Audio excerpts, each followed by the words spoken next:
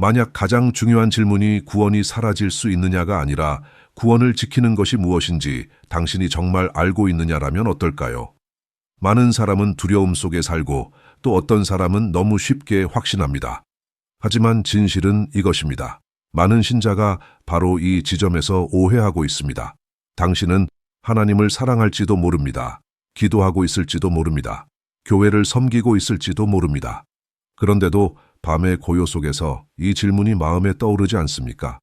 만약 어느 날 모든 것을 잃어버린다면? 오늘 우리는 두려움을 키우지 않을 것입니다.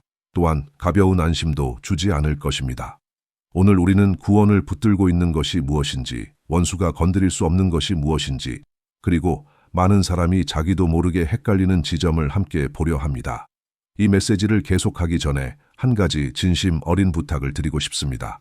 이 말씀을 다른 형제 자매들과도 나눌 수 있도록 도와주세요. 채널을 구독해 주시고 가능하다면 영상의 좋아요도 눌러주세요. 이제 말씀을 시작하겠습니다. 오늘 우리가 나누려는 이야기는 구원의 확신에 관한 것입니다. 제가 아직 어렸을 때 누군가가 저에게 이런 질문을 한 적이 있습니다. 너는 네가 구원받았다는 확신이 있느냐? 저는 망설임 없이 대답했습니다. 있습니다. 그러자 그가 다시 물었습니다. 그렇다면 어떻게 네가 구원받았다는 것을 아느냐? 저는 이렇게 말했습니다. 압니다. 어떻게 아는지는 설명할 수 없습니다. 그러자 그는 계속 질문했습니다. 예수님이 직접 나타나셔서 내 아들아, 내가 내 피로 너를 보증한다 라고 말씀하신 적이 있느냐? 저는 대답했습니다. 아니요, 예수님을 본 적은 없습니다. 그는 또 물었습니다. 천사가 나타나 생명책의 공식 문서를 가져와 입장을 허락한 적이 있느냐? 저는 말했습니다. 그런 적도 없습니다. 그가 다시 물었습니다. 하늘을 본 적이 있느냐? 저는 대답했습니다. 없습니다. 천사가 내 이름을 부르며 구원받았다고 선언한 적이 있느냐? 저는 솔직하게 말했습니다. 아니요, 아무것도 본 적도 들은 적도 없습니다. 그러자 그는 진지하게 저를 바라보며 물었습니다. 그렇다면 어떻게 네가 구원받았다는 것을 아느냐? 제가 15살에 내놓은 대답은 이것이었습니다. 나는 안다. 내가 안다는 것을 안다. 어쩌면 이렇게 말했어야 했을지도 모릅니다. 어떻게 아는지는 모른다. 또는 이렇게 말했을지도 모릅니다. 나는 그저 내가 안다는 것을 안다. 왜냐하면 나는 분명히 알고 있었기 때문입니다. 내가 구원받았다는 사실을, 단지 그 이유를 설명할 수 없었을 뿐입니다. 그날 그 사람은 로마서 8장 16절을 보게 해주었습니다. 말씀은 이렇게 말합니다. 성령께서 친히, 이는 성령 하나님에 대한 말입니다. 성령께서 우리의 영과 더불어 증언하시어 우리가 하나님의 자녀임을 확증하십니다. 옛 번역본들은 성령께서 우리의 영과 함께 증언하신다고 말합니다. 증언한다는 말은 증거를 세운다는 뜻입니다. 여기서 우리가 반드시 알아야 할 중요한 진리가 있습니다. 믿는 사람에게는 겉으로 드러나지 않는, 그러나 분명한 내적 증거가 있습니다. 그 증거는 하나님 안에서의 자신의 미래에 대해 깊은 평안을 줍니다. 이것을 우리는 구원의 확신이라고 부릅니다. 이전에 우리는 구원을 잃을 수 있는가에 대해 이야기했습니다. 구원은 잃어버릴 수 있는가?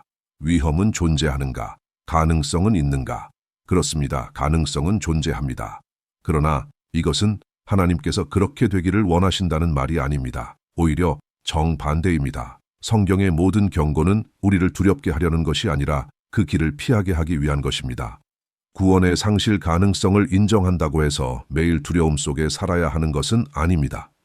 아침마다 일어나 하나님께 버림받았는지 스스로를 의심하며 살아야 한다는 뜻도 아닙니다.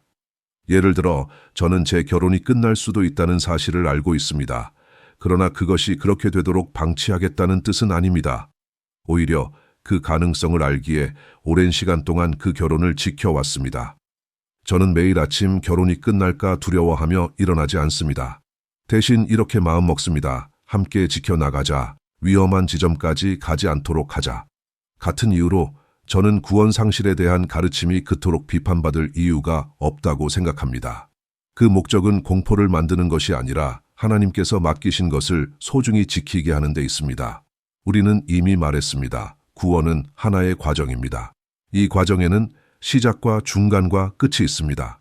과거가 있고 현재가 있고 미래가 있습니다. 그리고 여기서 중요한 사실이 있습니다. 하나님의 역할이 있고 우리의 역할이 있다는 것입니다. 이 과정이 계속된다는 것은 하나님께서 아직 아무것도 끝내지 않으셨다는 뜻만이 아닙니다. 하나님께서 이미 하신 일에, 지금 하고 계신 일에, 앞으로 하실 일에 우리가 응답해야 한다는 뜻입니다. 그러므로 구원의 과정에는 하나님의 관점에서의 미완성만 있는 것이 아니라 우리의 책임도 함께 존재합니다. 그래서 빌립보서 2장 12절에서는 두렵고 떨림으로 너의 구원을 이루라고 말합니다. 성장이 있다면, 성숙이 있다면 반드시 우리의 참여가 필요합니다. 부분함이 있는 곳에는 성장이 일어나지 않습니다. 그러므로 우리는 이 과정을 생각해야 합니다. 우리의 책임을 생각해야 합니다. 성경에는 아직 완성되지 않은 구원, 진행 중인 하나님의 계획을 말하는 구절들이 많습니다. 그리고 분명한 조건을 제시하는 말씀들도 있습니다. 그중 하나가 골로사에서 1장 21절부터 23절입니다. 바울은 이렇게 말합니다. 전에 너희는 악한 행위로 말미암아 마음으로 원수가 되었으나 이제는 그의 육체의 죽음으로 말미암아 화목하게 하사 너희를 거룩하고 흠 없고 책망할 것이 없는 자로 그 앞에 세우고자 하셨다. 여기서 회심은 분명합니다. 과거에는 원수였고 지금은 화목하게 되었습니다. 그러나 이어지는 23절은 이렇게 말합니다. 만일 너희가 믿음에 거하고 굳게 서서 들었던 복음의 소망에서 떠나지 아니하면, 만약 복음의 소망에서 떠날 수 없다면 바울이 왜 이 말을 했겠습니까? 만약 아무런 위험도 없다면 왜 그가 믿음에 거하라, 굳게 서 있으라 라고 말했겠습니까?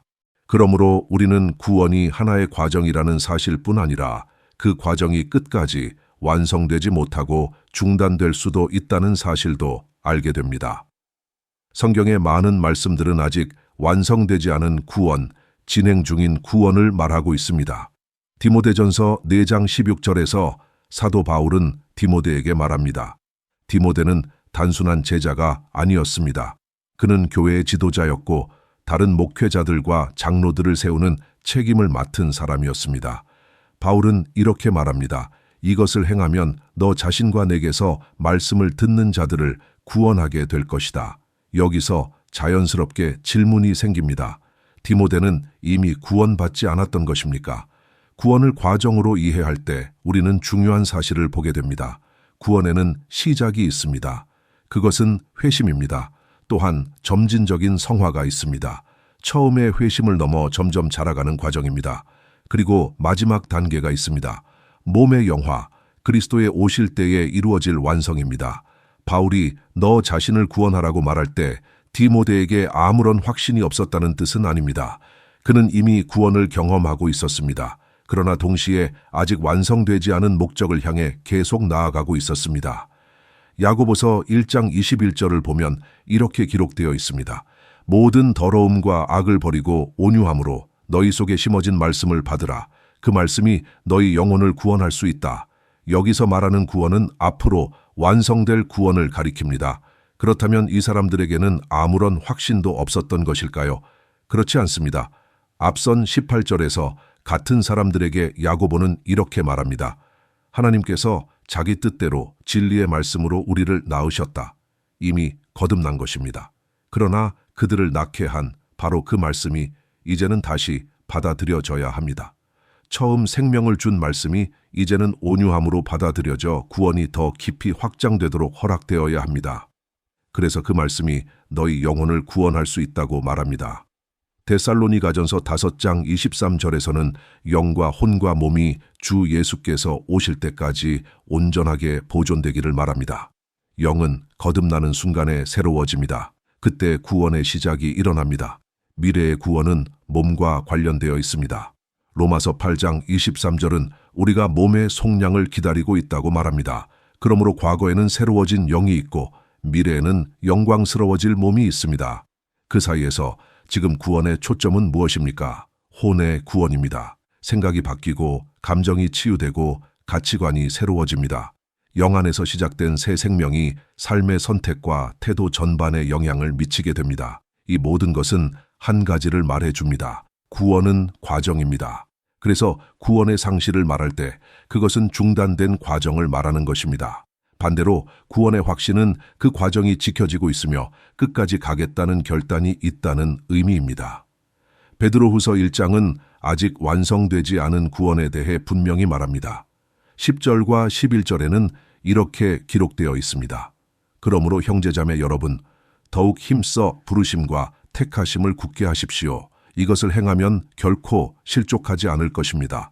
부르심을 확인하는 것은 하나님의 일을 보장하는 것이 아닙니다. 우리에게 맡겨진 몫을 신실하게 감당하는 것입니다. 과정을 미루지 않고 중단시키지 않는 것입니다. 말씀은 계속합니다. 이와 같이 할 때에 우리 주 구주 예수 그리스도의 영원한 나라에 들어갈 길이 넉넉히 열릴 것입니다. 누군가는 말할 수 있습니다. 하나님의 나라에 들어가려면 거듭나면 되는 것 아니냐고. 거듭남은 시작입니다. 그러나 그 나라의 풍성한 들어감을 위해서는 과정이 끝까지 완성되어야 합니다. 성경을 보면 이 사실은 분명합니다. 구원이 은혜로 믿음으로 주어진다고 말할 때 그 은혜가 홀로 작동한다고 이해해서는 안 됩니다. 베드로후서 3장 18절은 말합니다. 은혜 안에서 자라가라. 이것은 명령입니다. 만약 은혜가 일방적으로만 역사한다면 우리는 자라기로 선택할 수 없었을 것입니다. 디모데후서 2장 1절에서 바울은 말합니다. 은혜 안에서 강건하라. 다시 한번 명령입니다. 은혜가 혼자서 모든 것을 한다면 이런 명령은 필요 없었을 것입니다. 고린도후서 6장 1절에서 바울은 말합니다. 우리는 하나님의 동역자다. 함께 일한다는 뜻입니다. 그리고 이어서 말합니다. 하나님의 은혜를 헛되이 받지 말라. 만약 은혜가 거부될 수 없다면 헛되게 받는 일이 어떻게 가능하겠습니까? 은혜는 응답과 협력이 없을 때 그 효력이 멈춥니다. 갈라디아서 2장 21절에서 바울은 말합니다. 나는 하나님의 은혜를 패하지 않는다. 만약 은혜를 패하는 것이 불가능하다면 왜 이렇게 말하겠습니까? 그는 실제로 그 가능성을 알고 있었기 때문입니다. 그래서 갈라디아서에서는 은혜에서 떨어졌다고 말합니다. 만약 은혜가 사람의 반응과 상관없이 작동한다면 사람이 떨어지는 것이 아니라 은혜가 사람을 내쫓았을 것입니다. 그러나 성경은 우리의 책임을 말합니다. 마침내 히브리서 12장 15절은 이렇게 권면합니다. 아무도 하나님의 은혜에서 떨어지지 않도록 조심하라. 쓴 뿌리가 나서 사람들을 괴롭게 하고 많은 이들을 더럽히지 않게 하라. 만약 우리가 은혜를 스스로 저버리지 않도록 주의하라는 명령을 받는다면 은혜는 혼자서 작동하는 것이 아닙니다. 우리가 응답하지 않으면 과정은 멈출 수 있습니다. 그리고 그것은 우리의 몫입니다. 그러므로 우리가 구원의 확신에 대해 말하든 구원을 이룰 가능성에 대해 말하든 문제는 하나님의 몫이 아닙니다. 성경은 분명히 말합니다. 하나님은 신실하십니다. 우리가 신실하지 않을 때에도 여전히 신실하십니다. 하나님은 결코 당신을 방해하지 않으십니다. 한 번도, 앞으로도 그러지 않으십니다. 그분께서 시작하신 선한 일은 그분의 책임 안에서 끝까지 이루어질 수 있도록 모든 것을 공급하십니다. 구원의 상실은 하나님의 실패가 아닙니다. 그것은 우리가 하나님과의 협력을 멈출 때, 스스로를 방해할 때 일어납니다. 예수님은 누가복음 17장 32절에서 이렇게 말씀하십니다. 롯의 아내를 기억하라. 그녀는 분명히 들었습니다. 뒤를 돌아보지 말라고. 그러나 길 위에서 순종하지 않았습니다. 예수님께서 이 말씀을 기억하라고 하신 이유는 분명합니다. 이 이야기는 과거에만 해당되는 것이 아니기 때문입니다. 형태는 다를지라도 같은 원리가 당신에게도 적용됩니다. 뒤를 돌아보는 것은 앞에 있는 것을 잃게 만듭니다. 지금 주어지고 있는 구원을 위태롭게 할 수 있습니다. 그러므로 이제 불확실성보다 확신에 대해 말하고자 합니다. 히브리서 6장은 성경이 말하는 영혼의 닻을 보여줍니다. 이 표현은 우리에게 다소 낯설 수 있습니다. 그러나 히브리서 6장 16절부터 20절은 이렇게 말합니다. 사람들은 자기보다 더 큰 일을 두고 맹세하며 그 맹세는 모든 논쟁을 끝냅니다. 그래서 하나님께서는 약속의 상속자들에게 자신의 뜻이 변하지 않음을 더 분명히 보여주시기 위해 맹세로 그것을 확증하셨습니다. 이는 하나님께서 거짓말하실 수 없는 두 가지 변하지 않는 일로 말미암아 이미 피난처로 달려온 우리가 큰 위로를 얻고 앞에 놓인 소망을 굳게 붙들게 하려는 것입니다. 이 소망은 영혼의 닷과 같아서 튼튼하고 안전하며 휘장한 곧 예수께서 우리를 위하여 들어가신 곳에 이르게 합니다. 이 말씀은 하나님께서 우리에게 확신을 주기 원하신다는 뜻입니다. 그분의 약속은 취소되지 않습니다. 하나님은 우리를 배신하지 않으십니다. 이 모든 것은 이미 피난처로 달려온 당신에게 깊은 위로를 주기 위함입니다. 여기에는 두 가지 중요한 이미지가 있습니다. 피난처, 그리고 영혼의 닻이. 예전에 저는 가족과 함께 브라질 북부 지역을 방문한 적이 있습니다. 파라주, 산타렘 근처였습니다. 그 사역의 일부로 강을 따라 배를 타는 여정이 포함되어 있었습니다. 이틀 동안 이어진 항해였습니다. 아라피운스 강이 맑고 투명한 물은 지금도 선명합니다. 그러나 어느 날 저녁 누군가가 말했습니다. 피난처를 찾아야 합니다. 곧 강한 비와 바람이 올 것이라는 말이었습니다. 그들은 작은 강이 섬을 발견했고 정확한 위치를 선택해 배를 멈췄습니다. 그 다음에는 닻을 내리는 일이 중요해졌습니다. 배가 흔들리지 않도록 확실히 고정해야 했습니다. 처음에는 과한 걱정처럼 느껴졌습니다. 그러나 밤이 되자 강한 바람이 불기 시작했고 배와 해먹이 흔들렸습니다. 그 지역에서 그런 추위를 느낀 것은 처음이었습니다. 그 순간 저는 깨달았습니다. 피난처가 필요했고 피난처 안에서도 닻이 필요했던 것입니다. 바람이 배를 떠돌게 하지 않기 위해서였습니다. 이것이 바로 성경이 말하는 그림입니다. 우리는 피난처로 달려갈 수 있습니다. 그곳에서 영혼의 닻을 내립니다. 그 소망은 확실하고 안전합니다. 그 닻은 휘장 뒤로 들어가 예수께서 이미 우리를 위해 들어가신 곳에 단단히 고정됩니다. 그분의 사역이 우리를 붙들고 있습니다. 그래서 우리는 떠돌 필요가 없습니다. 두려움 속에 살 필요도 없습니다. 하나님은 피난처를 주시고 안정도 주십니다. 사도행전 14장 22절에서 사도들은 초기 교회들을 다시 방문하며 믿음 안에 굳게 서라고 권면합니다. 많은 환난을 통해 하나님의 나라에 들어가야 한다고 말하며 그들을 강하게 했습니다. 로마서 8장 18절에서 바울은 말합니다. 현재의 고난은 우리 안에 나타날 영광과 비교할 수 없습니다. 그리고 고린도후서 4장 17절에서 지금의 가벼운 환난은 장차 올 영원한 영광의 무게와 견줄 수 없다고 선언합니다. 그러므로 하나님께서 계속해서 당신의 시선을 앞에 놓인 것들로 이끄실 때 그분은 지금 겪고 있는 어려움보다 다가올 영광에 더 큰 무게를 두게 하시려는 것입니다. 다가올 것이 지금의 고통보다 더 크기 때문입니다. 바람을 피할 피난처, 폭풍을 견딜 피난처, 신앙을 흔드는 압박 속에서도 머물 수 있는 피난처. 그래서 성경은 위로와 보호만 말하지 않고 우리 앞에 놓인 소망을 말합니다. 베드로전서 1장 3절부터 5절까지는 살아있는 소망을 말합니다. 그리고 13절에서도 다시 소망을 언급합니다. 골로사에서 1장 5절에서 바울은 하늘에 쌓아둔 소망이 있다고 말합니다. 디도서 2장 13절에서는 예수님의 오심을 복된 소망이라 부릅니다. 로마서 8장 24절은 우리가 소망 안에서 구원을 받았다고 말합니다. 로마서 15장 13절은 이렇게 말합니다. 소망의 하나님께서 믿음 안에서 모든 기쁨과 평강으로 당신을 충만하게 하시기를 바란다고. 그리고 고린도전서 13장에서는 믿음과 소망과 사랑, 이 세 가지가 남는다고 말합니다. 이것은 믿음과 소망이 동일하지 않다는 뜻입니다. 믿음은 현재를 향합니다. 지금 붙드는 진리입니다. 소망은 미래를 향합니다. 아직 오지 않은 것을 기다리게 합니다. 하지만 이 둘은 언제나 함께 갑니다. 히브리서는 말합니다. 이 소망이 휘장 너머에 단단히 고정된 영혼의 닻이라고. 만약 우리의 닻이 그리스도께서 우리를 위해 들어가신 그곳에 고정되어 있다면, 그분의 희생 위에 세워진 것이라면 이 구원은 우리에게 확신과 안전을 줍니다.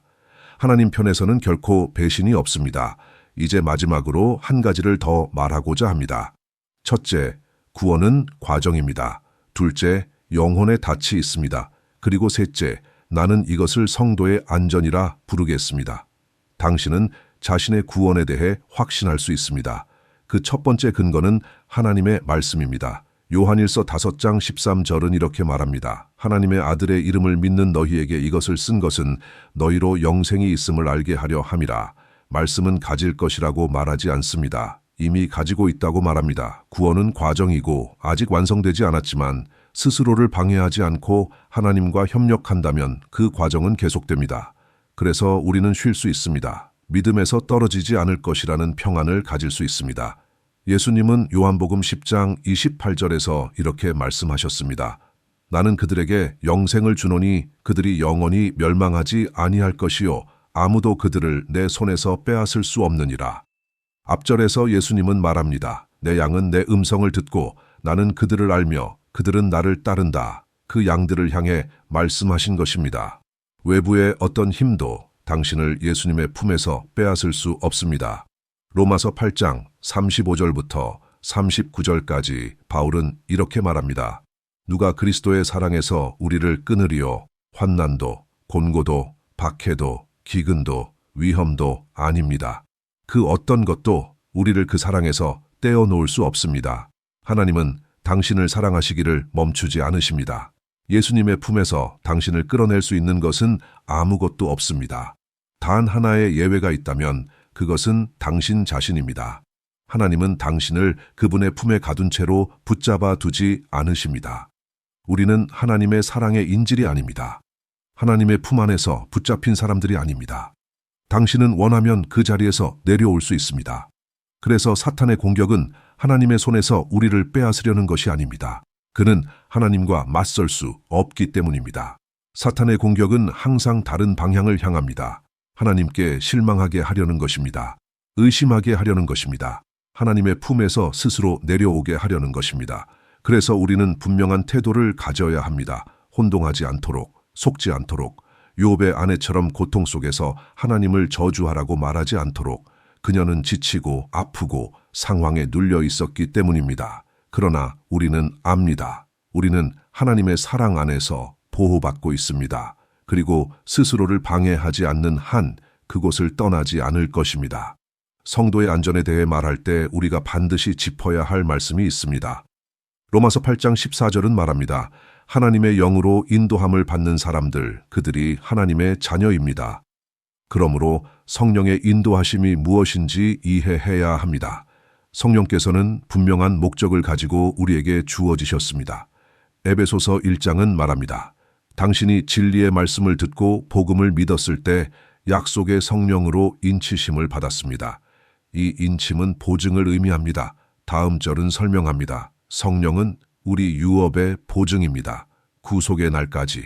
고린도후서 1장도 같은 진리를 말합니다. 하나님께서 우리를 그리스도 안에서 굳게 세우시고 기름 부으시고 우리 마음에 성령의 보증을 주셨습니다. 에베소서 4장 30절은 말합니다. 성령을 근심하게 하지 말라. 그분 안에서 구속의 날까지 인침을 받았기 때문이다. 이것은 성령의 인침이 일회적인 사건이 아니라 관계라는 것을 보여줍니다. 성령께서는 하나님께서 시작하신 일을 계속되게 하시기 위해 우리에게 주어졌습니다. 예수님은 말씀하셨습니다. 너희를 고아로 버려두지 않겠다. 보혜사를 보내겠다. 그분은 구원이 시작되었음을 확인할 뿐 아니라 그 성장을 돕습니다. 그래서 로마서 8장 16절은 말합니다. 성령께서 친히 우리 영과 더불어 증언하시어 우리가 하나님의 자녀임을 알려주십니다. 이 내적인 증언, 성령의 증거는 구원의 확신에 있어서 가장 중요한 요소 중 하나입니다. 때때로 이런 질문을 받습니다. 구원의 확신이 없다면 어떻게 해야 합니까? 그렇다면 성경에 대한 이해가 더 필요하거나 하나님과의 만남이 더 깊어질 필요가 있습니다. 그러나 불확실함을 안고 살도록 부름받지는 않았습니다. 이것은 해결되어야 합니다. 하나님께 이렇게 나아갈 수 있습니다. 주님, 저는 회개로 나아갑니다. 제가 죄인임을 고백합니다. 그리스도의 대속을 믿습니다. 이것이 제 공로가 아님을 압니다. 은혜임을 압니다. 믿음으로 받습니다. 그리고 성령께서 저를 확신의 자리로 인도해 주시기를 구합니다. 다른 길은 없습니다. 우리는 말씀의 선언을 신뢰하고 성령의 증언을 의지합니다. 요한일서 4장 13절은 말합니다. 우리가 하나님 안에 거하고 하나님께서 우리 안에 거하신다는 것을 알 수 있는 이유는 그분의 영을 주셨기 때문입니다. 그래서 로마서 8장 9절은 말합니다. 그리스도의 영이 없으면 그 사람은 그리스도의 사람이 아닙니다. 그분의 사람이라면 성령을 받았기 때문입니다. 성령의 임재와 역사, 그분의 증언을 인식할 때 우리는 말할 수 있습니다. 이 과정은 시작되었고 계속 진행되고 있다고, 아직 완성되지는 않았지만 무너지고 있지는 않습니다. 그러므로 구원의 상실 가능성을 말한다고 해서 두려움 속에 사는 것은 아닙니다. 오히려 소망과 확신 속에 살 수 있습니다. 우리는 구원이 자라가고 있다는 사실을 알기에 매일 아침 일었는지 확인하며 살 필요가 없습니다. 구원은 부주의로 하룻밤 사이에 사라지지 않습니다. 그것은 지속적인 방치로 생깁니다. 그리고 그 방치는 경고와 가르침과 말씀을 통해 극복할 수 있습니다. 제가 바라는 것은 당신이 들은 이 말씀이 정보로 끝나지 않는 것입니다. 성경 지식에 그치지 않고 믿음을 세우는 기초가 되기를 바랍니다. 그리고 하나님께서 기대하시는 삶을 살 수 있도록 실질적인 힘이 되기를 바랍니다. 주님께서 당신을 복주시고 믿음 안에서 더욱 강건하게 하시기를 바랍니다. 지금 이 순간 가능하다면 잠시 눈을 감고 이 기도를 그대로 받으십시오. 주님, 지금 이 사람을 찾아와 주십시오. 주님은 이 사람이 지닌 피로를 아시고 말로 표현되지 않은 질문들과 숨겨진 두려움을 아십니다. 믿음이 상처 입은 자리, 소망이 약해진 순간, 의심과 싸워온 시간들을 주님은 모두 보고 계십니다. 오늘 주님의 말씀 앞에서 우리는 선포합니다.